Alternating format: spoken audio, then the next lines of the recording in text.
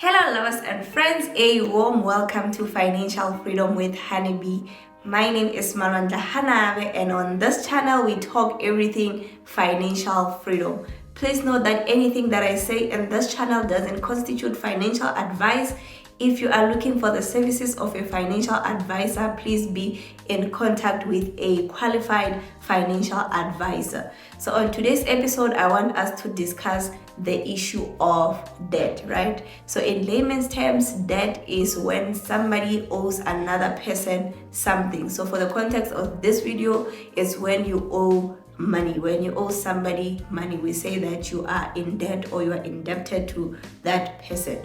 So normally debt attracts interest rate. So interest rate is what the bank or whoever you are owing charges you to service your debt. So this is the benefit of the other person from borrowing you their money, right?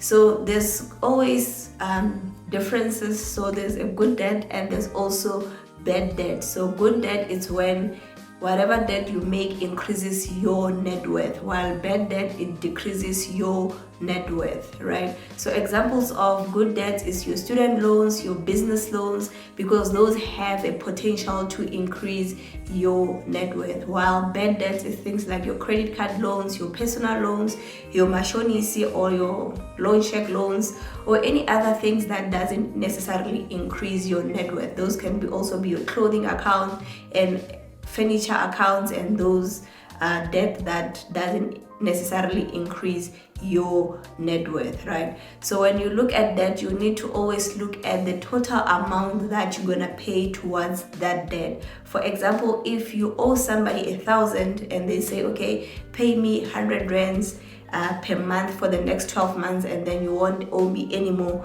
what they mean is you have to pay them 1,200 rand for the period of that year to be able to be debt free. So the 200 is basically the interest rate that you have paid towards servicing that debt, right? So it is very important to look at debt from the total amount that you will pay towards it, right? So also, if you were to relate this to work, if for instance you have a job and you make about 100 rands per week, I know this is a silly amount, but let's say you are making 100 rand per week. What this means is you would go to work 2 weeks to get that 200 rand to pay for that debt.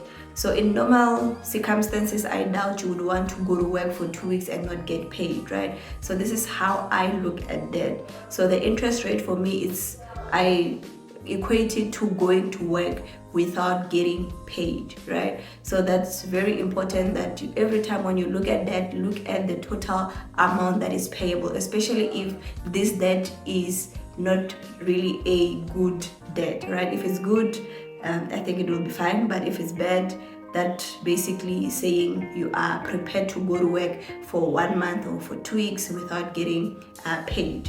That is the interest rate that you would pay towards your debt.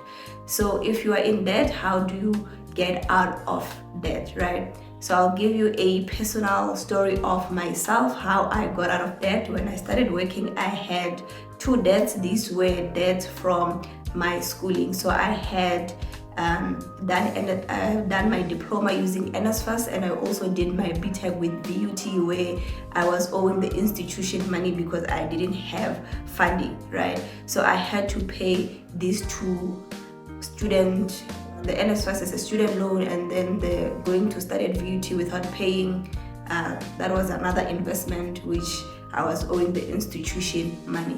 So how I went and paid off my debt was I looked at the interest rate of both these debts. So I've looked at an NSFAS where the interest rate was 6% from the day that I started working, and then the VUT one was 8%.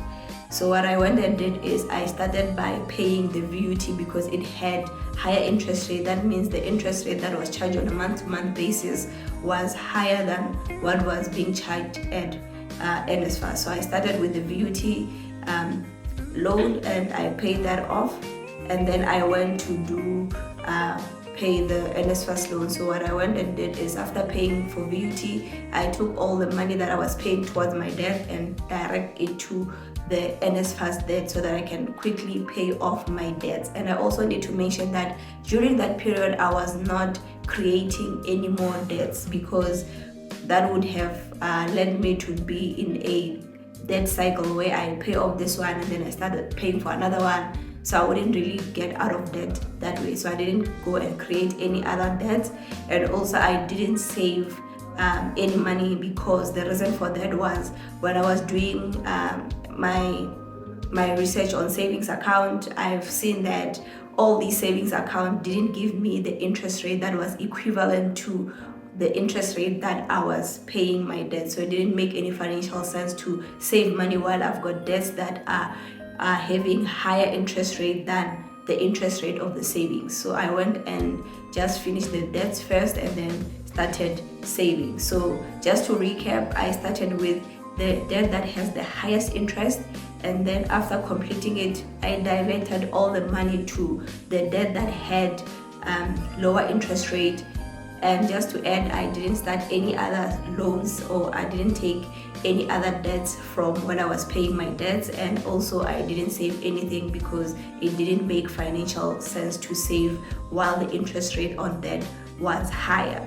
So yeah, I think that's all that I wanted to share with you guys. So please do subscribe, like my videos, share with your friends, and yeah, let's journey together to financial freedom. Bye for now.